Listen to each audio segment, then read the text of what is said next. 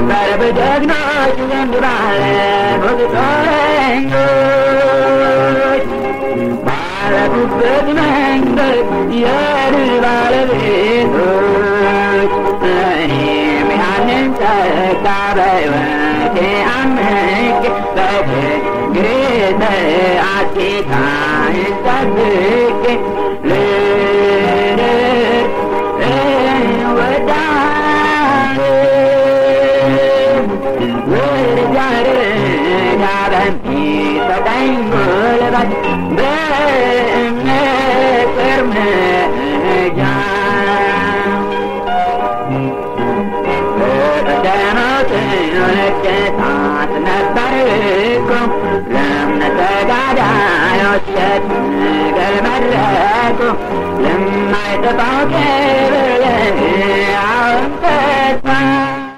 ሰላም የተወደዳችሁ ቅዱሳን፣ ይህ የወንጌል አርበኞች ድምጽ ነው። የወንጌል አርበኛ ለኛ ለቆመለት ዓላማ የተዋደቀ ጸንቶ የቆመ እጅ ሳይሰጥለት ለትውልድ ወንጌልን ያስተላለፈ ማለታችን ነው። በዚህ ፕሮግራም ላይ ሁለት መርሃ ግብሮች አሉ። አንደኛው የሚተክል ትምህርት ሃይማኖት፣ ሁለተኛው በፍሬ የተፈተነ አገልግሎት እና የህይወት ምስክርነት ነው። የዛሬ አርበኛችን ፓስተር ዮሐንስ ባሰና ናቸው። እሳቸውን በማቅረቤ ያለኝ ደስታ ወደር የለውም። ወደ እሳቸው ቃለ መጠይቅ ወስዳችኋለሁ። ፓስተር አብየት ወደዚህ ወንጌል አርበኞች ሚዲያ ስለመጡ በጣም በጣም በጣም አመሰግናለሁ። እግዚአብሔር ይስጥልኝ። እኔም በጣም ነው የማመሰግነው። ክብር ለጌታ ይሁን። አሜን። እስቲ ራስዎትን ያስተዋውቁ፣ ቤተሰቦትን ያስተዋውቁ። ስሜ ዮሐንስ ይባላል። የሚኖረው በወላይታ ሶዶ ከተማ የስታዲየም ቃለ ሕይወት ቤተክርስቲያን ተብሎ የሚታወቅ አንድ አጥቢያ አለ። በዚያ ቤተክርስቲያን የመጋቢነት አገልግሎት እንሰጣለሁ። የልጆች አባት ነኝ። የ6 ወንድ ልጆችና የ4 ሴት ልጆች አባት ነኝ። ጌታን የምትወድ ባለቤት በህይወት አለች፣ የልጆች እናት። አብረን እናገለግለዋለን። እግዚአብሔር ይመስገን። ትልቅ በረከት ነው። ወደ ጥያቄዎች እሄዳለሁኝ። ጌታን ለመከተል መቼ፣ ለምንና እንዴት ወሰኑ? ይሄ ሀሳብ ሲመጣ ወይም ይህንን ልመልስ ሳስብ ትንሽ ውስብስብ የሆነ ነገር አለ። ከዛ ቢጀምር መልካም ነው። እኔ ከመወለደ በፊት የኔ እናት ከአባቴ ጋር በትዳር ዓለም ሆና አባቴ ሳያምን እሷ ብቻዋን ጌታ ኢየሱስን እንደ ግል አዳኙ አድርጋ ተቀበለች። ጌታን ብቻዋን አባቴም የአባቴ ቤተሰብ የእሷ ቤተሰብ ዘመዶች ሁሉ ሲቃወሟት ብዙ ህዝብ የሚያምን እንዳሁኑ ባልበዛበት ጊዜ ብቻዋን እያመነች ነው እኔን የወለደችኝ። በተወለድኩበት ዕለት እሁድ የቤተክርስቲያን መጋቢዎች ሁለቱ መጥተው ይሄ የተወለደው ልጅ የእግዚአብሔርን ቃል የሚናገር ነቢይ ወይም ሐዋርያ ይሆናል ብለው ስሜን ዮሐንስ ብለው ሰየሙ። ገና በተወለድኩበት ዕለት ማለት ነው። ብቻዋን እየታገለች አሁንም ቆይታ ከ2 ዓመት ተኩል በኋላ ወደ 3ኛ ዓመት አካባቢ የኔን ተከታይ ስትወልድ የአባቴም ዘመዶች የእሷም ዘመዶች ሁሉ ክርስትና እምነትን እንድትተው ታገሏት አሉ። እኔ በኋላ ነው የማውቀው የሚሰማው። በመጨረሻ ጌታን እንድትክድ መካዷን የምትገልጸው ጠላ በመጠጣት እንደሆነ ገልጸው አፍነው እንደማለት ሲያስጨንቋት ጠላ ጠጣች። ጠላውን ጠጥታ ከዚህ በኋላ በህይወት ሊኖር አልፈልግም፣ ጌታን ክጄ ሊኖር አልፈልግም ብላ አለቀሰች አሉ። ወር ባልሞላ ጊዜ ውስጥ የነን ተከታይ ስትወልድ በሚጥ ስቃይ ሞተች እናት። ያቺ ልጅ ሳትሞት በህይወት ቆየች እና እናቴ ከሞተች በኋላ ይሄ ዮሐንስ የሚባል ስም አያስፈልግም ብለው አባቴ ሌላ ስም ሰጥቶ በሌላ ስም ሲጠራኝ እስከ 20 ዓመት እድሜ ከጌታ ውጭ አደግኩ። ለካስ በእናቴ ሆድ ሳለሁ ጌታ መርጦኛል። እንደ ኤርሚያስ ልል ይችላለሁ። አባቴ ስሜን አስቀይሮ በሌላ ስም ነው። ያንን ስም አሁን ልነግር አልፈልግም።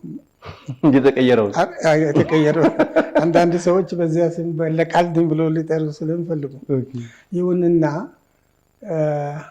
አንዲት የዘመድ የአባቴ ዘመድ የሆኑ ሰውዬ ባለቤት ሁሌ ዋኒስ ብላ ትጠራኛለች። እኔ የማላውቀው ስም የዮሐንስን አላውቀውም እኮ። አሁንም ሴትዮ አልፎ አልፎ ዋኒስ ትላለች እና አንድ ቀን እማማ ይሄ የማላውቀው ስም ከየት አግኝተው ነው የሚጠሩኝ በዚህ ስም አልኳቸው። አንተ ስትወለድ አማኝ ነበርክ፣ እናቴ አማኝ ነበረች። በተወለድክበት ዕለት ነው ያንተ ስም ዮሐንስ ተብሎ የተሰየመው። እናቴ ስትሞት አባቴ ሃይማኖቱንም ስለማይፈልግ ይህንንም ስም ስለማይፈልግ አሁን የምትጠራበትን ስም ሰጠ እንጂ እናቴ በጣም እግዚአብሔርን የምትወድ እህት ናት ብላ ነገረች። እኔ ለጊዜው ተበሳጨው። አማኝ አድርጓ እኔንም ልታስቀረኝ ነበር እንደ ብዬ አማኝ ባለመሆነ ተደስቼ እና ተበሳጨው። ግን ያው አሁን ስላይደለው ምንም አይደለም እያልኩ አደግኩ። ዓለማዊ ዘፋኝ፣ ሽለላ፣ ቀራርቶ እንደዚህ እየተለማመድኩ ኖሬያለሁ። አሁንም ሌላ ትዕግስት ይጠይቃል። የጠየቀውን በደንብ አልመለስኩም ወይ በከፊል እየመለስኩ ነው። የ20 ዓመት ዕድሜ ወጣት ሆኜ ሳለሁ ዓለማዊ በመሆነ 2 ሚስቶችን አንድ ላይ አገባሁ። ጣውንት፣ አንዷ ጓዳ አንዷ ሳሎን ሆና ያን በሳር ቤት በሀገር ቤት በዛ አይነት ሁኔታ ሊቀጥል ሲል የኔ ጌታ ጣልቃ ገባልኝና ቀደም ብላ በእልክ አይነት ነገር ያመጣኋት ባለቤቴ ሄደች። አሁን የልጆች እናት የምትሆን ስሟ ብርሃነሽ ይባላል። እሷና ከእሷ ጋር ቀረሁ። ቅርብ ጊዜ ኃይለኛ ህመም አመመኝ። ጌታን የተቀበልኩት በሰማይና በምድር መካከል እንደማለት ወይም ህዋ ውስጥ ነው። በከባድ ህመም ታምሜ ሞተ ተብሎ ዕለተ ዓርብ ከምሽቱ 1 ሰዓት አካባቢ ህዝቡ እያለቀሰ እያለ ህዋ ውስጥ ወሰዱኝ። 2 ጨካኝ የሆኑ ኃይለኛ ጉልበት ያላቸው በሰው አካል የሚታዩ ሲወስዱኝ ከሩቅ ቦታ ከላይ አንድ የሚያምር ነጭ ልብስ የለበሰ ይመጣል ወደ ታች። እኔ ወደዚያ የሚሄድ ይመስለኛል። ተገናኘን። እንዳናልፍ የያዙኝ ቆመዋል፣ በቀኝና በግራ። ጠየቀኝ፣ አንተ ወዴት ነው የምትሄደው አለኝ። ወዴት እንደሚሄድ አላውቅም አልኩ። ሳታውቅ እንዴት ነው የምትሄደው አለኝ። እነኚህ ናቸው የሚወስዱኝ አልኩት። ከዚህ እመልስሃለሁ፣ በእኔ ታምናለህ አለኝ። እንደ ያንን ማስተዋል አደንቀዋለሁ። አምናለሁ እንዳልል እሱ ማን ነው አልኩኝ። እዛች ቅጽበት እሱ ማን ነው ብዬ ዝም አልኩ። ልክ ግራ እንደተጋባው አወቀና ከዚህ እመልስሃለሁ፣ በእግዚአብሔር ታምናለህ አለኝ። አሁን አምናለሁ። አትክድም? አልክድም። አትተውም? አልተውም። ብትክድ ባታገለግለኝ እንደማትቆይ በምድር እወቅ። እሺ ልቀቁት አላቸው። ሁለቱም እንደ ኳስ ወረወሩኝ። ልክ እንደ ኳስ የተወረወርኩ የመሰለኝ አለቀልኝ። ጠፋው ብዬ ሲመጣ ሰው እያለቀሰ ነው። በቀጥታ ራስን አወቁ፣ ሰዎቹን አወቁ። ሰዎች ሞቼ ነበር ድኜ አሁን መጣሁ ከላይ አልኩት እና አባቴ በዛ እንትን ውስጥ ይቃዣል ሲል አይ ቅዠት አይደለም አልኩ። ህዝብ ሁሉ ጸጥ ተሰኘ። ጠየቁኝ፣ የሆነው ነገር አወራ። አባቴ ሰው በትልቅ ሰው ተደግፎ ደስ ይለዋል። በእግዚአብሔር መደገፍ እግዚአብሔር ማመን መልካም ነው። እንኳን መለሰህ እመን አለኝ። አማኞች በሚቀጥለው ቀን ጠዋት ተጠሩ፣ ጸለዩልኝ። ከዕለቱ ጀምሮ የጌታ ሰው ሆንኩኝ እና ከባለቤቴ ጋር አብረን እሷም እኔ ዓርብ ማታ ጌታን ተቀበልኩ፣ እሷ ቅዳሜ ጠዋት ጌታን ተቀበለች። ዛሬም አብረን በጌታ ቤት አለን፣ አብረን እናገለግላለን። የሚገርም ነው። ይህንን ይመስላል። በጣም የሚገርም ነው። እናቶት በጌታ ነበሩ? እሱ ጋር ትንሽ በጌታ አምና ብቻዋን እኔን ወልዳ የኔን ተከታይ ስትወልድ እምነቷን ለማስካድ ሁሉ አጅቦ አስጨነቋትና ተይ ይህንን ጠላ ጠጪ አሏት እና ዙሪያው በሙሉ በሰው የተከበበ ነበር እና እነሱን ለማስደሰት ጠላውን በብርጭቆ አቅርቦላት ጠጣች። ጌታ ሆይ አንተን ክጄ አልኖርም፣ ልክድም አልፈልግም፣ ስላስጨነቁኝ የጠጣሁት ውሰደኝ ወደ አንተ ብላ እንዳለች በኋላ ሰማሁ። እግዚአብሔር ወሰዳት። እናትን በሰማይ እንደማገኛት ተስፋ አደርጋለሁ። የእሳቸው ጸሎት የሚደንቅ ነው። ገና በማይጸኗ ሳለሁ ሁሌ ትጸልይልኝ እንደነበረች እንደዚያ የሚገርም ሰማሁ። አድማጮቼ በጣም ከዚህ ብዙ ነገር እንደምትማሩ ብዙ ነገር እንደሚቀርላችሁ በጣም አምናለሁ። የሚደንቅ ምስክርነት ነው። ወደሚቀጥለው ጥያቄ ልሂድ። ጌታን ለመከተል በመወሰኑ ምክንያት ያተረፏቸው አሉታዊ ክስተቶች ቢጠቅሱልን። በጣም አስገራሚ የሆኑ ነገሮች አሉ። ጌታን በመከተል ያገኘዋቸው አዎንታዊ ክስተቶች ሁለት ትላልቅ ነገሮችን አስታውሳለሁ። አንደኛው ኢየሱስ ክርስቶስን የግል አዳኜ አድርጌ በመቀበል የዘላለምን ሕይወት አግኝቻለሁ። አሜን። ስሜ በሕይወት መዝገብ ተጽፏል። ለዘላለም የእሱ ንብረት የመሆነ የመንፈስ ቅዱስ ማረጋገጫ ማይተም አግኝቻለሁ። ለዘላለም የእግዚአብሔር ልጅ መሆን ለእኔ ከየትኛው አይነት ትርፍ በላይ ያተረፍኩት ነገር ነው።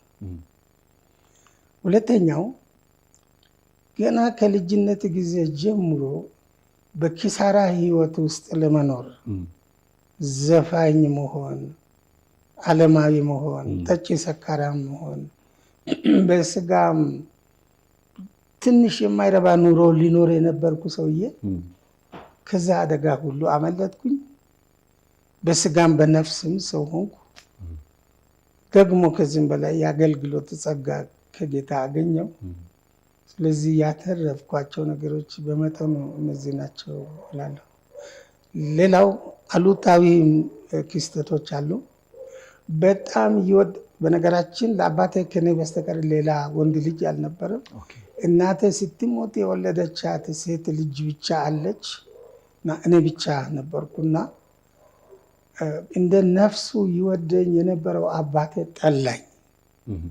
ጌታን በመቀበል ጌታን ስለተቀበሉ በፊት እኮ በዚያ ባመንኩበት ምሽት ሰው በሰውም ይደገፋል፣ በእግዚአብሔር መደገፍ መልካም ነው ያለኝ አባቴ ከመጠጡ ከምኑ ከሽለላው ዘር ጎሳ ስም ማስጠራቱ ምኑ ሁሉ ስቀር መሬትን ልቀቅ፣ ከቤተ ጥፋ፣ ላይ አልፈልግም፣ ከሞቱብኝ ልጆች አትበልጥም የሚል ኃይለኛ ስደት አድርሶብኛል። ይሄ አንዱ አሉታዊ ክስተት የሚባል ነው። ሌላው ዘመዶች፣ ጓደኞች ቀደም ሲል የቅርቦች የነበሩ ሁሉ ራቁኝ፣ ብቸኛ ሊያደርጉ ሁሉ የሞከሩበት ጊዜ ነበር። እነዚህ ነገሮች ናቸው ክፉ የሚላቸው ነገሮች። እርስዎ ግን ቀጠሉ? ቀጠልኩ። ጌታ ረዳኝ። ጌታ የተባረከ ይሁን። ረዳኝ። ጌታ የተባረከ ይሁን። እውነትም የወንጌል አርበኛ ኖት። እግዚአብሔር የተባረከ ይሁን። በቤተሰብ መገፋት፣ መጠላት፣ ከዚህ ከሚወዱት ጌታ ወደኋላ አላስቀሩትም። እግዚአብሔር የተባረከ ይሁን። ለብዙዎቻችሁ ትምህርት እንደሚሆን አምናለሁ።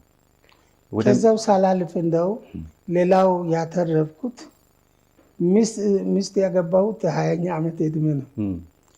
እስከ 20 ዓመት ትዳር እስከሚይዝ ፊደል አልቆጠርኩም ነበር።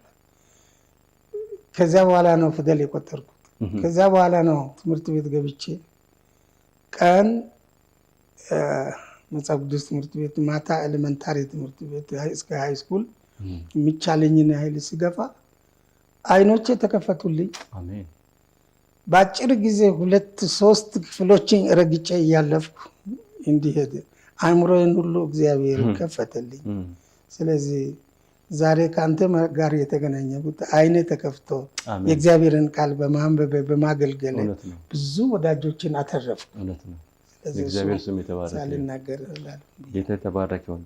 ወደሚቀጥለው ጥያቄ እሄዳለሁኝ። ጌታን ለማገልገል የመረጡበትን ምክንያት ቢነግሩኝ። አንደኛው ቅድም በተናገርኩት ሀሳብ ውስጥ ነው። እኔ መርጬም ሳይሆን ጌታ መርጦኝ ታምናለህ፣ ታገለግለኛለህ ብሎኛል። ስለዚህ የተጠራሁት ለአገልግሎት ነው ብዬ ወሰንኩ። በአጭር ጊዜ ደግሞ አገልግሎትን የጀመርኩት ለቤተክርስቲያን መጋቢ በቅሎ ሳር በማቅረብ ነው። ቀጥሎ አገልግሎት አድጎ የእንግዶችን እግር በማጠብ ነው። ቤተክርስቲያን አገልግሎት አድጎ በባይል መዝሙር ቆሜ እንድዘምር ሆነ። አገልግሎት አድጎ በስብከት እንዳገለግል ሆነ። ስለዚህ ሌላው የማገለግልበትን ጸጋ እግዚአብሔር እየጨመረ ሲሄድ ጌታን የተቀበልኩባት ቤተክርስቲያን ሃንጋዳ ትባላለች። የሃንጋዳ ዮሐንስ እና እያሉ በኮንፈራንስ በለቅሶ ቦታ ለመዝሙር ይጠሩኛል። ከሃንጋዳ አልፎ አንካሉሳ የሚባል 11 ቤተክርስቲያን ያለበት ንዑስ ክፍለ ማህበር የአንካሉሳ ዮሐንስ ተባልኩኝ። ከፍ እያለ 45 አጥቢያ ያለበት አድማንቾ ክፍለ ማህበር ይባላል። የአድማንቾ ዮሐንስ ተባልኩኝ። ከዛ አልፎ የወላይታ ዮሐንስ ተባልኩኝ።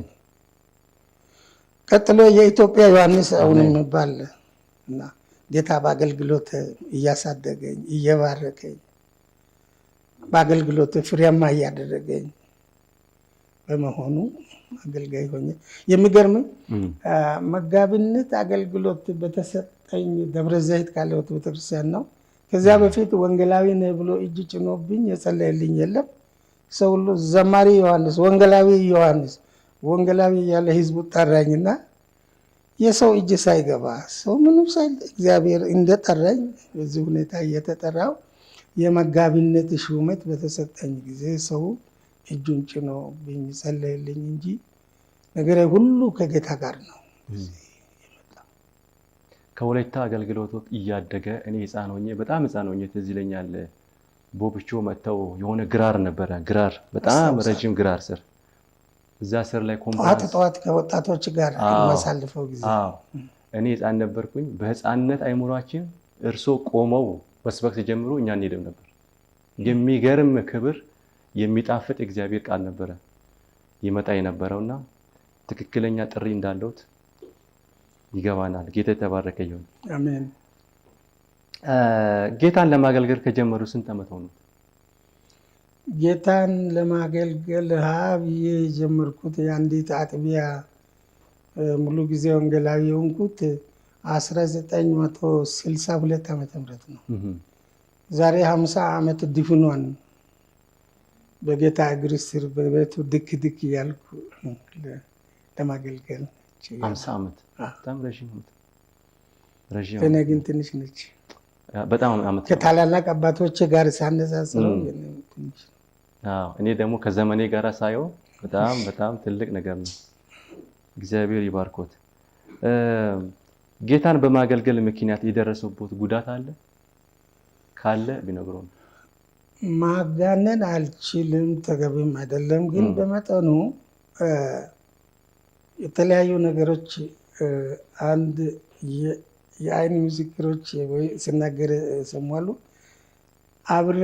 አብረውኝ ሊያገለግሉ የተነሱ ሰዎች ጭምር ያደረሱብኝ ጉዳት ቀላል ነበር። ከቅንዓት መንፈስ የተነሳ አብረው እያገለገሉ ጭምር እና በቤተ ክርስቲያን ውስጥ የደረሰብኝ ቀላል አይደለም። ግን ሌላው በሶሻሊዝም ስርዓተ ማህበር ጊዜ እንበለው አስቸጋሪ ጊዜ በየቦታው እንደ ሌባ እየተያዝኩ ይታሰር ነበር። የመጀመሪያው ከተወለድኩበት ጊዜ ጀምሮ የመጀመሪያ እስራቴ በሆሳና ሊሳና ከሚባል አና ሊሳና ክፍለ ማህበር ተብሎ ይጠራልና ለአገልግሎት ሄጄ ከ97 ሰዎች ጋር ከ96 ሰዎች ጋር እነስ 97ኛ ሆኜ ተይዘን ወደ ሆሳና ከተማ መጣን። ሁሉም ሰው ተፈቶ የቀረሁት ሰው እኔ ነበርኩ። አባቤ ነበሩ፣ አባ ጎሌ፣ መቶ አለቃ ጴጥሮስ ገብረን እባክዎት ብለው በስልጣናቸው እንደዚህ እባክዎት ብለው ይሁን እባክህ ብለው ይሁን ብቻ አላውቅም፣ ግን ዮሐንስ የሚባለውን እንግዳ ነው እንዲፈታልኝ ስሉ ዮሐንስ እንኳንስ መፈታት በህይወት አይኖርም። የኢሰፓ አኮ ሁለተኛ ጉባኤ ውሳኔን ለማስሻር ለመቃወም ከ10,000 በላይ ህዝብ ሰብስቦ ሲናገር ከዚያ ቦታ አምልጦ ወደዚህ ተሻግሮ የተያዘ ስለሆነ ይሞታል፣ በህይወት አይኖርም። ወደ ማዕከላዊ ይሄዳል፣ ከዚያም ወደ ደርግ ጽሕፈት ቤት ይደርሳል፣ ካልሆነ እዛ ይሞታል ብለው ተስፋ አስቆረጧቸው። አባባ ይህንን ሰምተው ለወንጌላዊቱ ሸንጎ ላይ ይሄ ልጅ በህይወት አይኖርም ተብሏል፣ እንደ ሰው የእግዚአብሔርን ነገር ግን እናያለን፣ ሂዱና ጠይቁት፣ አበረታቱት። እንደዚህ ያሉ ሰው እየመጣ ከየክፍለ ማህበሩ 11 ክፍለ ማህበር ከግርማ እንደዚህ 11 ክፍለ ማህበርና 4 ምናምን የሚባሉ ነበሩ።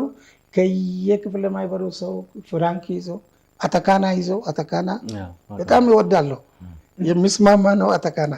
ዮሐንስ አተካና ይወዳል ተብሎ ከየክፍለ ማህበሩ አተካና መጥቶ የአገር ፖሊስ ሁሉ በልቶ የማይጨርሰው ሌላ እስረኛ በልቶ የማይጨርሰው ምግብ ይመጣ ነበር።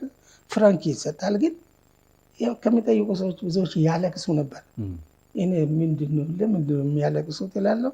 እኔ አልሰማሁም እንጂ ይህንን ጎረ ስለሰሙ እዛ ነበር ጊዜውን ለማዳን። ከዚያ በወታደር ታጅቤ ወላይታ ተሻገርኩ፣ አረካ የተወሰነ ጊዜ። ከዚያ ሶዶ በወታደር ታጅቤ ሄድኩኝ፣ የወሰነው እስራት ማለት ነው። ከዚያ ሐዋሳ እና ብዙ ጊዜ አይደለም 1 ዓመት ከ3 ወር ታሰርኩኝ።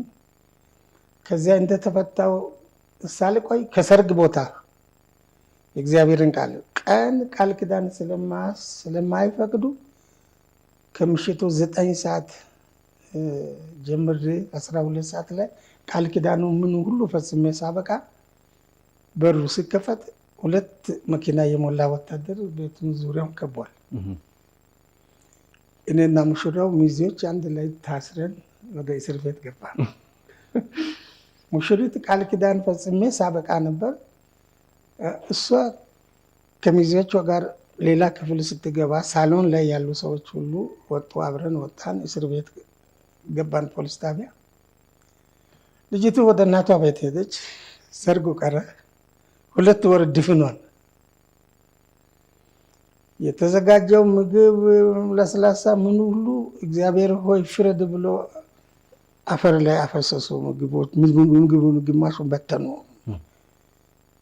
2 ወር ከታሰርን በኋላ ጌታ ፈቅዶ በተፈታን ጊዜ ጥቂት ሰዎች በአንድ ሳሎን ውስጥ ሆነን ለመፈጸም የጀመርነው እና የተቋረጠ ሰርግ ከ2 ወር በኋላ ህጋዊ ደብዳቤ ተሰጥቶ ሶዶ ከተማን መኪና፣ ሞተር፣ ብስክሌት እዚያ መዝሙር 4 ዙር ዞረን ሰርጉን ፈጸሙ። የሚገርም ነው። ይህም በእኔ ዘመን የሆነ እና ልክ ከዚያ እንደወጣው መታራ አገልግሎት በሄድኩበት ተይዤ ታስሬ ነበር እና እነዚህ እስራቶች ልጆቼ ትንንሾች ነበሩ። ሞራላቸው ሁሉ ጊዜ በየሄድኩበት ሲታሰር አንዳንዴ ወዳለሁበት መጥተው ልጆች ያለቀሱልኝ እንባ አሁን በአይነ ህሊናዬ ሳስበው ይዘገንነኛል እና ሁሌ እኛም አንኖርም አናድግም ማን ያሳድገናል ይሉ ነበር። እግዚአብሔር በህይወት ያኖረው እነዚያም ልጆች አድገዋል። ምንድን ነበር ያስጨክኖት የነበረው? ልጆቹት መጥተው ሲያለቅሱ እርሱን ምን አስጨክኖት እናስከተል? ይገርማል። አንድ ጸሎት ነበር። አልፎ አልፎ ከጤና ጋርም የተያያዙ ነገሮች ነበሩ። ስለዚህ እንዲህ ብዬ ይጸልይ ነበር። አንተን ላሳዝን አልፈልግም፣ ከአቋሜ ቀኝ ግራ አልልም፣ በዚህ ይበረታለሁ። አንተ ግን እርዳኝ። የሚደበድቡኝ ከሆነ ስጋዬን ድንጋይ አድርገው አጥንተን ብረት አድርግ፣ በዚህ ተባበረኝ፣ ሌላውን ይቀበላለሁ ብያለሁ። ለጌታ ክብር ነው የማወራው። ሆሳና ፖሊስ ጣቢያ እያለሁ ከኔ ጋር ካሉት ሰዎች አንድ የስልጠ ጉራጌ ልጅ አስተኝተው በላዩ ላይ ሄደውበታል። ከኔ በፊት የገባው እሱ ነው። ጎትቶ ነው ወጥቶ ጆሮ ታሞ ውጪ ሄዶ 2 ጊዜ ታክሞ መጨረሻ ላይ ሞተ። ግን እሱን ቀጥሎ የገባሁት እኔ ነኝ። እኔ ልክ ጌታ ሆይ እነግርሃለሁ የማንም እጅ በእኔ ላይ በክፋት እንዳይሆን እያልኩ ገባው። 5 ሰዎች ተቀምጠዋል። ዞሮ አንዱ ለግድግዳው እንደዚህ አድርገው ሲወድቅ እዛው በላዩ ላይ ይሄዱበት ነበር። መራራ ጊዜ እኔ ግን እንደዚህ ሊያደርግ አንዱ ሲጠይቅ ለጠየቀው መልስ ሲሰጥ አንድ መስቀለኛ የሆነ ጥያቄ ጠየቀኝ። እኔ ደግሞ መስቀለኛ የሆነ ነገር ሲመልስ ሁሉም ሳቁ። ይጠይቀኝ የነበረው አልስቅም ብሎ አፉን በማስታወሻው እንትን ሲል እሱንም ሳቅ አፈናቀለ። ሁሉም ሳቁና እሱ ይሄዳሉ። ምንም ሳልሆን ጌታ ፈቃዱ ሆኖ ወጣው። ጌታ ጸሎቱን ሰማ። እውነት ነው። ስለዚህ እንዲጨክን ያደረገው ከጌታ ጋር ያለኝ ውለታው የጌታ ፍቅር ወደ ውስጥ ዘልቆ እንደገባ እርግጠኛ ነበርኩ። ይሄው ነው። በጣም የሚገርም ምስክርነት ነው። በዚህ ዘመን ጌታን ለምናገለግል ለብዙዎቻችን ትልቅ ትምህርት እንደሆነ አምናለሁ። ከዚህ ከወንጌል አርበኛ የምትሰሙት ነገር። ወደሚቀጥለው ጥያቄ ልሂድ። ስለ ቤተሰብ አያያዝ ያሉትን ልምድ ቢያካፍሉ። በየትኛው አንግል እንደሆነ ባላውቅም ቤተሰብ አለኝ ብያለሁ። ብዙ ልጆች አሉኝ። ልጆችን ሁል ጊዜ ሲናገር 2 እጆች አሏችሁ፣ በአንዱ እጅ ኢየሱስንና እምነትን ያዙ፣ በሁለተኛው እጅ ትምህርትን ያዙ። እኔን ተከተሉኝ፣ እኔ ምሳሌ ሊሆን እሞክራለሁ ብዬ እንደዚህ ያለ ነገር ነበር እና ልጆችን በፍቅር ለማሳደግ እንዲችል ጌታ ረዳኝ። አሜን። በትምህርታቸው እንዲበረቱ ደግሞ የሚገርም ነገር ነው። ተወልጄ ያደግኩት ከድሃ ቤተሰብ ነው፣ ከገበሬ ቤተሰብ ነው። ድህነት ከቅድመ አያቶቻችን ጀምሮ ሲወርድ ሲዋረድ የመጣ ነው። ከዚህ ድህነት የምንገላገለው በትምህርት ነው ብዬ ስለማስብ ልጆችን እንዲህ አልኳቸው፣ በደንብ ትምህርታችሁን ተማሩ ስል አንድ ማስተዋል ጌታ ሰጠኝ። እንዲህ አልኳቸው፣ በየትኛውም ክፍል ከአንደኛ፣ ሁለተኛ፣ 3ኛ በደረጃ እስከ 3ኛ የወጣውን በስኮላር አዲስ አበባን አሳያችኋለሁ፣ አስጎበኛለሁ። እውነት የሆነ ነገር እና ከ4ኛ እስከ 6ኛ የወጣውን የክፍለ ሀገሩ ከተማ ሐዋሳ አስጎበኛለሁ። ከ7ኛ እስከ 10ኛ የወጣውን ሶዶን አውራጃ ከተማ አስጎበኛለሁ። ይህ እውነት ነው አልኩ። እኔ መጀመሪያ አዲስ አበባ መሄድ አለብኝ የሚለው እንደዚህ ማንም ትንሽ ሳይል ሲያጠኑ አንደኛ ወጣ። 9ኛ ክፍል ይመስለኛል አዲስ አበባን አስጎበኘው።